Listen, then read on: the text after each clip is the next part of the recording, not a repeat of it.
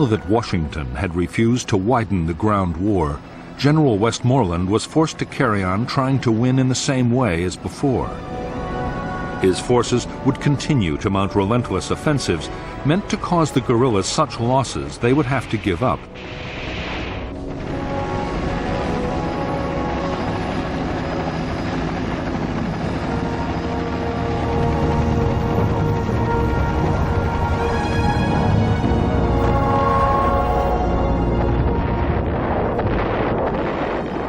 Meanwhile, there was another war to be fought too.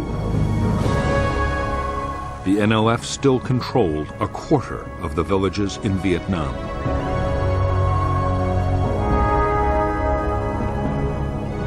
Attempts by the South Vietnamese government to get back control of the rural areas had been going on for years.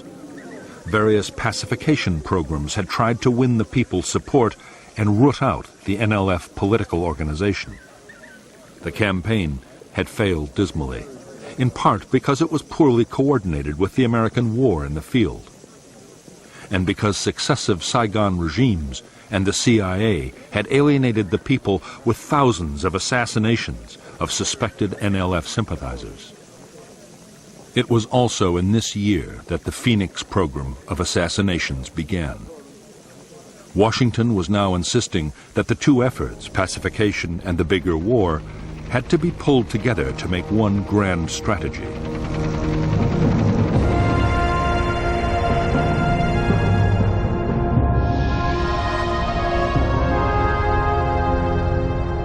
American military planners had always seen the main force Viet Cong in the interior of South Vietnam as the biggest danger.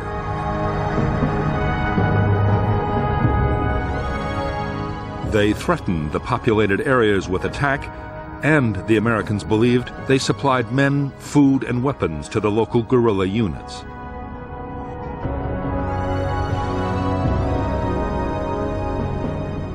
In the new plan, the American role would still be to keep main force Viet Cong away from the populated areas.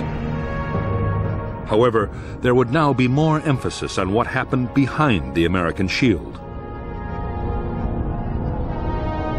The village guerrillas would be driven out by the South Vietnamese army and militia.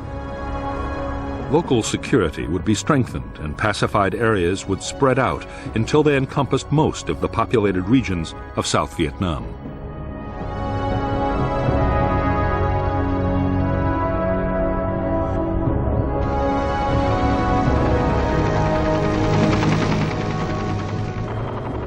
American strategists were convinced that if the U.S. military effort and the government's pacification program could be made to work together, they could win the war against the Viet Cong.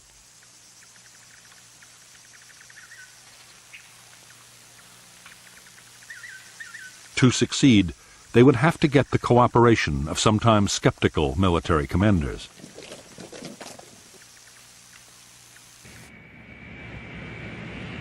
They would also have to do something about the huge number of different American agencies supporting pacification projects.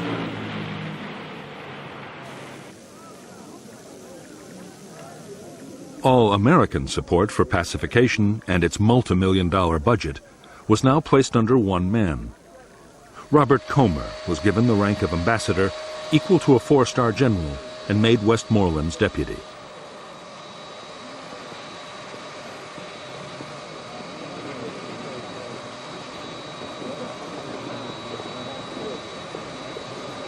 Everyone knew that Comer faced an enormous task, but in Saigon and Washington there was real optimism.